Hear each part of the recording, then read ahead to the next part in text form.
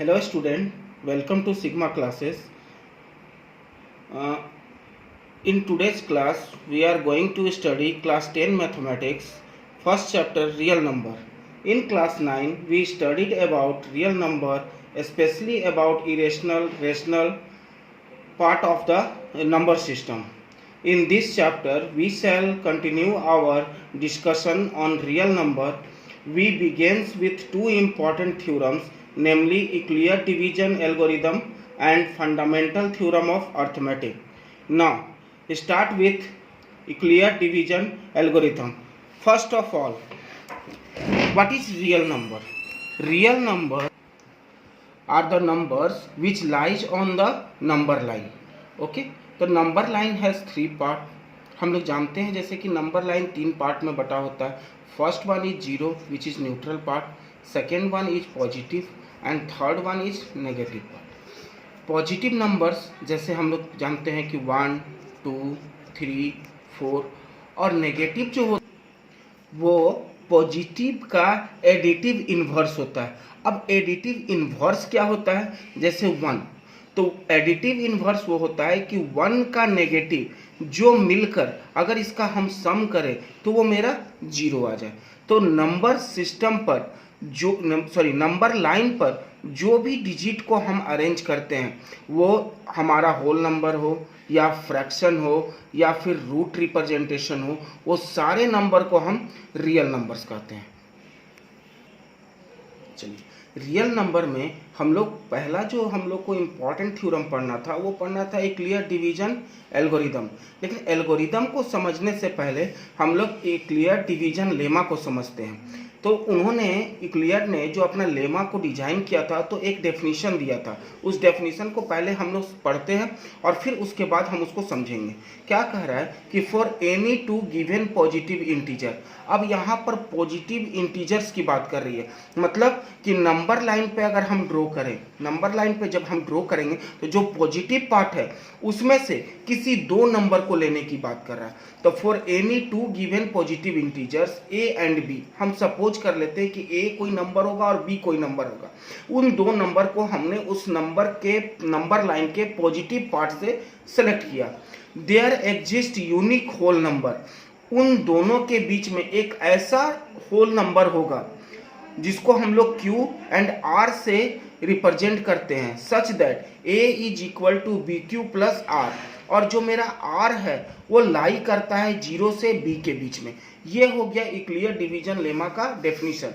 अब यहाँ पर जो term A, B, Q and R जो हमने लिखा है उसको क्या क्या कहा जाता है? तो देखिए, hence we call A as dividend. A को हम लोग क्या कहते हैं? Dividend. B as divisor, Q as quotient and R as remainder. और इसी को समराइज करके हम लिखे हैं dividend is equal to quotient into divisor plus remainder. हम लोग आसान भाषा में समझते हैं. चलिए हम एक एग्जांपल लेते हैं. जैसे अगर मान लीजिए 23 को डिवाइड अगर हम करें 7 से, डिवाइड करें कितना से? 7 से. इसी डिवीजन के प्रोसेस को यूक्लिड ने अपने डेफिनेशन में इंक्लूड किया था. अब जैसे 23 डिवाइडेड बाई 7 कहने का मतलब अब इसको A मान लीजिए और इसको B मान लीजिए. तो A एंड B दो मेरा क्या हो गया? Any two given positive integers. हमने दो पॉजिटिव इंटीजर्स को ले लिया. अब क्या कह रहा है कि जब इसको हम डिवाइड करते हैं, क्योंकि ये डिवीजन लेमा है, तो डिवाइड करते हैं तो एक यूनिक सॉल्यूशन होना चाहिए होल नंबर Q. एक यूनिक होल नंबर क्या होना चाहिए? Q मतलब यहाँ पर क्या है? तो यहाँ पर Q का बात कर रहे हैं कोशेंट का. Q का बात कर रहे हैं कोशेंट का. तो हमेशा अब जैसे 7 3 जब क्या होता है? 21. अब जब इसको डिवाइड किया तो यहाँ पर मेरा 2 क्या बच गया? तो यही जो 2 है ये मेरा रिमाइंडर का काम करता है, और ये जो कोशेंट है, ये जो 3 है ये मेरा कोशेंट का, और ये हो गया मेरा A और ये हो गया B. इसी को जब यूक्लिड ने अपने फॉर्मूला में डिजाइन किया तो लिखा क्या कि A is equal to B into Q plus R. अब चलिए हम लोग देखते हैं कि क्या जो हमारा 23 है वो मिलता है कि नहीं. तो A equal to 23, B equal to 7, Q equal to 3 and r is equal to 2, तो 7 3 जा 21 प्लस 2 इज इक्वल टू 23, जो मेरा किसके बराबर आ रहा है, ये मेरा डिविडेंड के बराबर आ रहा है। तो इसी फॉर्मूला को उन्होंने डिजाइन किया।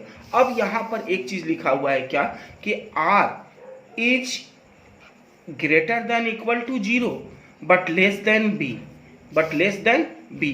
अब यहाँ पर ये बात को हमको समझना होगा कि जो मेरा रिमाइंडर है ये इन्हीं दो के बीच में क्यों रहता है। चलिए, तो ध्यान दीजिए कि जब हमने 23 को 7 से डिवाइड किया तो एक चीज़ को ध्यान देना है, अगर हम इसको 2 बार में करते हैं तो यहाँ कितना आएगा, 14 आएगा। जब इसको माइनस करेंगे तो यहाँ पर बचेगा मेरा 9। ये मेरा है r और ये मेरा क्या है, b। अगर r मेरा b से बड़ा होगा तो क्या हम एक बार और इसको भागा नहीं दे सकते हैं, दे सकते हैं।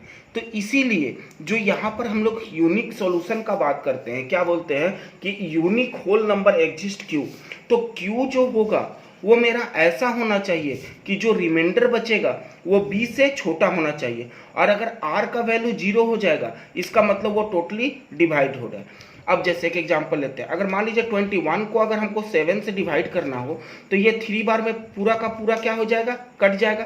तो यहाँ पर मेरा रिमाइंडर क्या बचेगा, 0 बचेगा।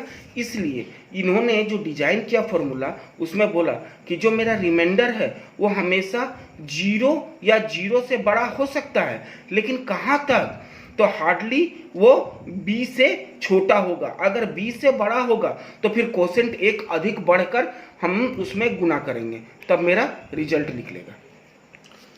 उम्मीद करते हैं कि आज हम लोगों ने यूक्लिड डिवीजन लेमा के डेफिनेशन को और उसके टर्म्स को अच्छी तरह से समझ लिए होंगे। कल हम लोग जब नेक्स्ट क्लास में आएंगे तो इसके एप्लीकेशन के बारे में पढ़ेंगे और यूक्लिड डिवीजन एल्गोरिदम के बारे में पढ़ेंगे। आज के लिए इतना ही, धन्यवाद।